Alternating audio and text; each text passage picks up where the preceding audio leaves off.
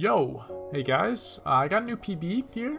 This run's actually about a week old at this point. I just hadn't decided whether or not I wanted to upload this, just because it's just short of the goal I've been rooting for at a sub 15. It falls at 15:14, which I don't think is much of a spoiler. It's probably in the title anyways. But I decided I'll just go and upload it. It's just nice as part of my progression, towards my goals of ultimately trying to get sub 15, sub 14, sub 13. Just another step in the right direction. So I figured I would just go ahead and upload this with a little light commentary over it. I don't want to play the sound from the actual recording because I was also talking while I was playing, and I don't want to talk over myself.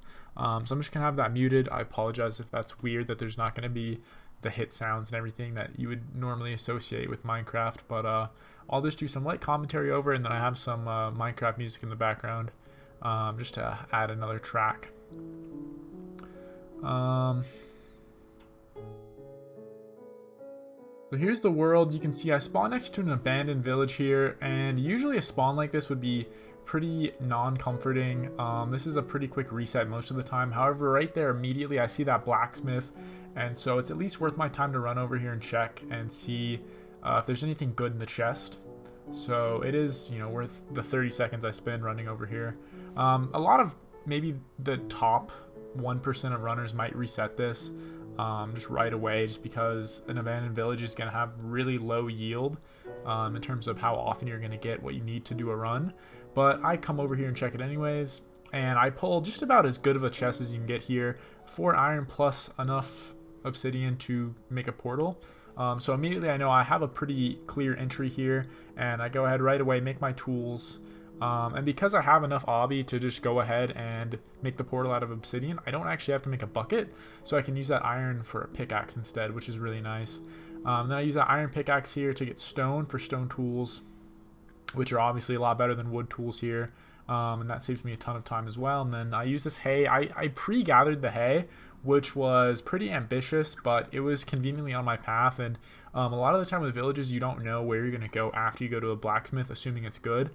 So I just went ahead and grabbed the hay ahead of time.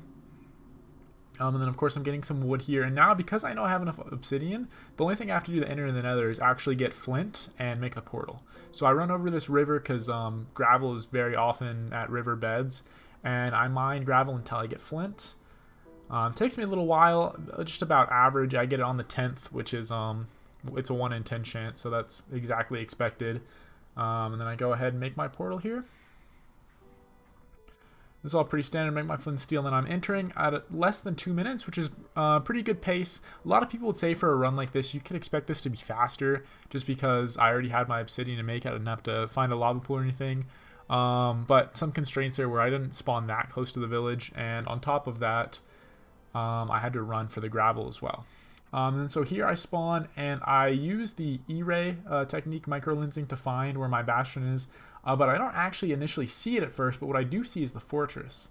And generally with a spawn this bad, this is another point where a lot of higher level runners might just reset immediately because you're pretty far away. But because the fortress is in the same exact direction as the bastion, I do take my time here and actually run over.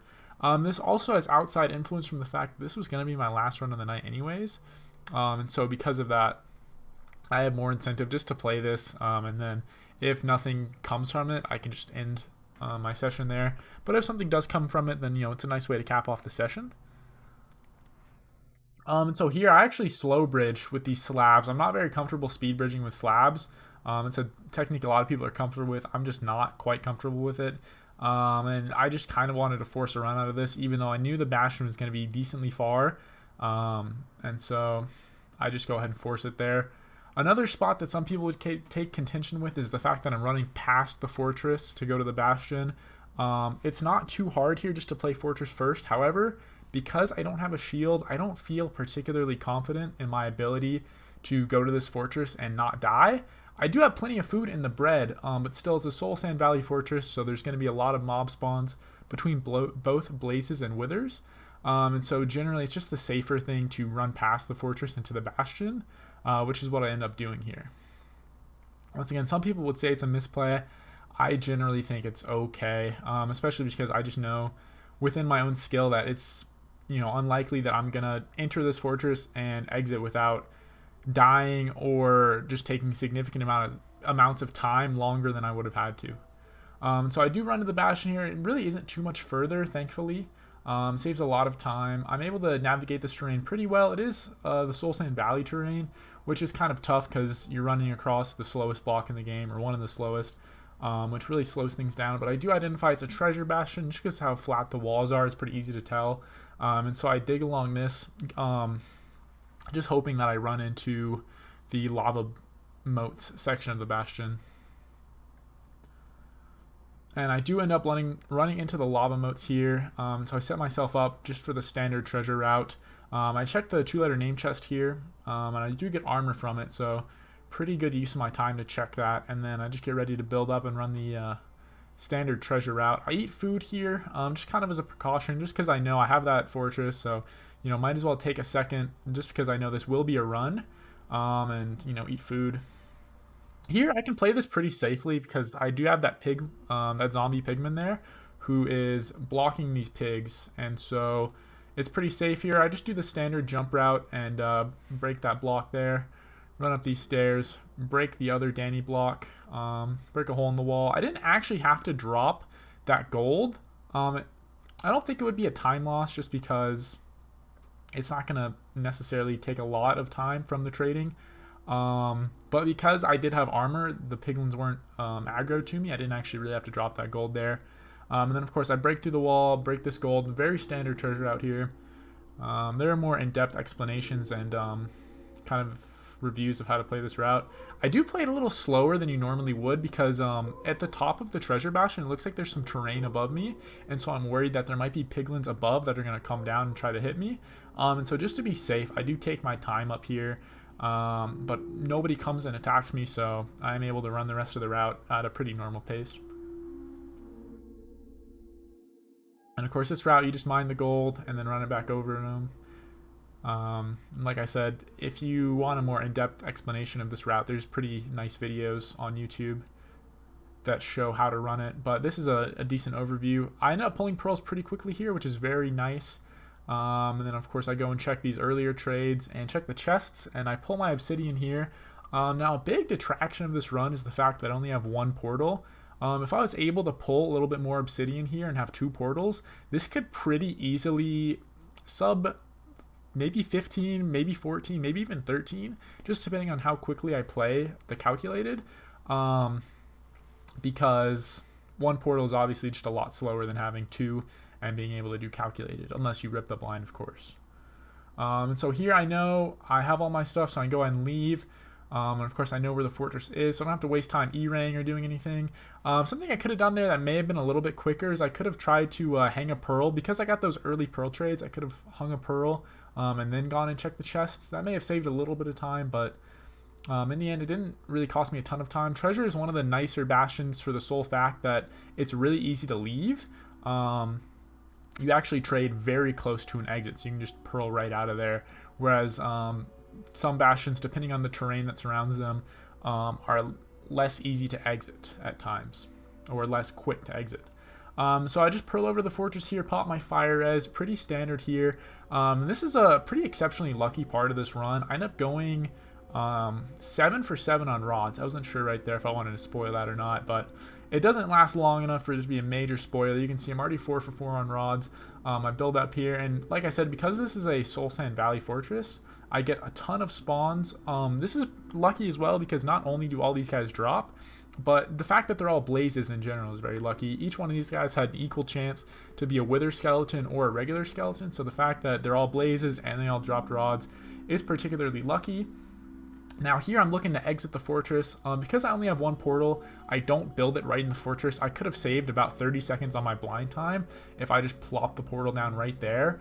However, I know I only have one portal, so I do want to go to more ideal blind cords and not just plop it down wherever I am. So I come over here. These are pretty ideal cords, 190, 90, almost exactly perfect according to the ideal cords that have been predetermined.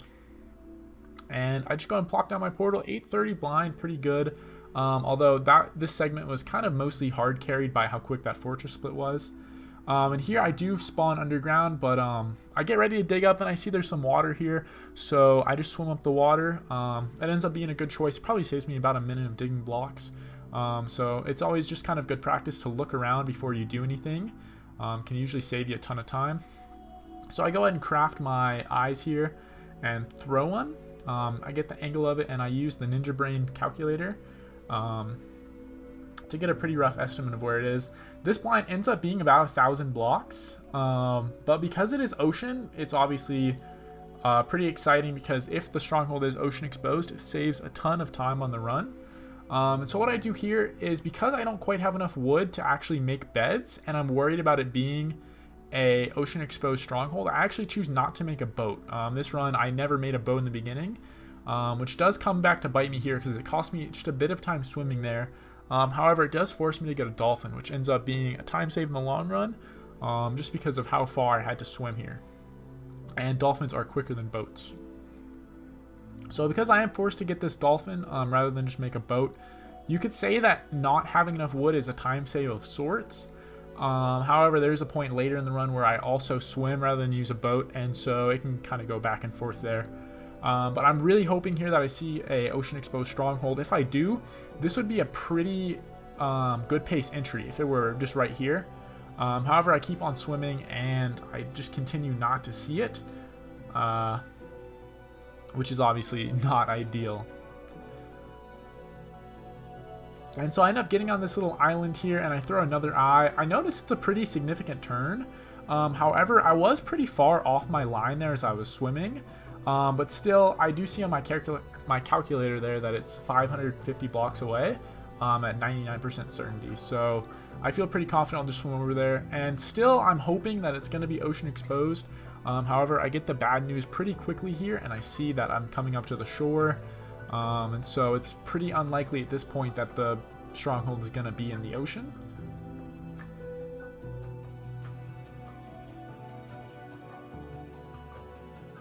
And so here, because night is kind of dawning on me, I take my time to craft my beds, get all 5 of them, and then I go ahead and sleep just to pass the night, because I know I still have a little bit more traveling to do. I'm still about 200-300 blocks away from the stronghold, where I am now. So I go ahead and craft my bed, and I start purling here. This is a slight time loss here. I elect to swim across this little bay rather than purl. If I purl, this probably would have saved a good 8 or 9, maybe 10 seconds. Just really a silly play there not to toss a quick pearl. And then here I'm running as well. I realize I do have plenty of pearls, so I can just start throwing them. And throwing pearls just in general is always going to be faster than running. Although the downside of pearls is you take damage, and pearls are useful later in the infight. So if you waste too many at this segment of the run, you won't have them later to save what's arguably more important time in the run. So I run here. Unfortunately, this is a roofed forest, which isn't the perfect terrain, but I am close to the stronghold, so I don't have to navigate it for too long. I pull over here and I see I'm actually in the chunk that the calculator says the stronghold's in. So I throw an eye just to confirm, because I know I have plenty of pearls and plenty of blaze powder. And so I throw that eye to confirm and start digging down here at 4-4. I block myself in here just in case there's any monsters, and continue to dig down here.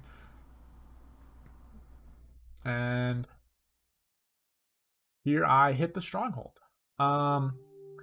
Now in the stronghold, the 1230 is pretty good pace. I go ahead and check mid first, just because it's the most likely. I see that that's dead, so I turn back.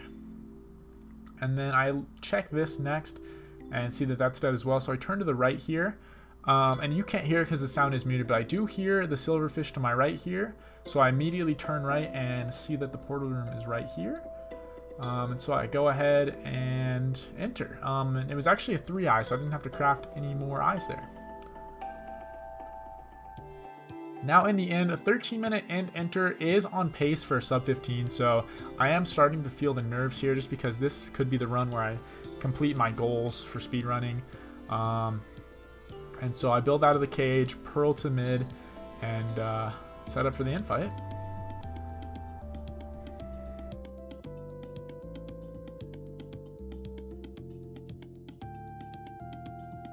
Now here's where I'm really getting nervous. I have my beds pre-crafted, so this is a pretty easy infight there as far as what I have to do to get ready for it.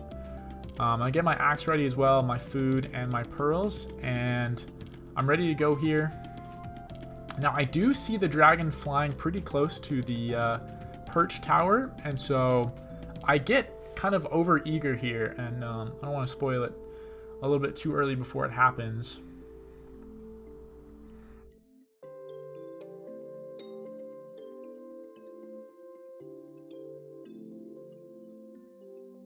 Yeah, right here I get over eager. I pearl really just way too early. And now the issue with doing this is because the dragon is more likely to perch when you're further away. By pearling there, I could have actually ruined a potential perch. If I stayed further away, he may have perched there. Obviously, it's impossible to tell. The dragon totally could have baited me even had I not pearled. But still, it's poor practice to pearl early, just because when the dragon doesn't perch, you're actually making it less likely to perch quicker.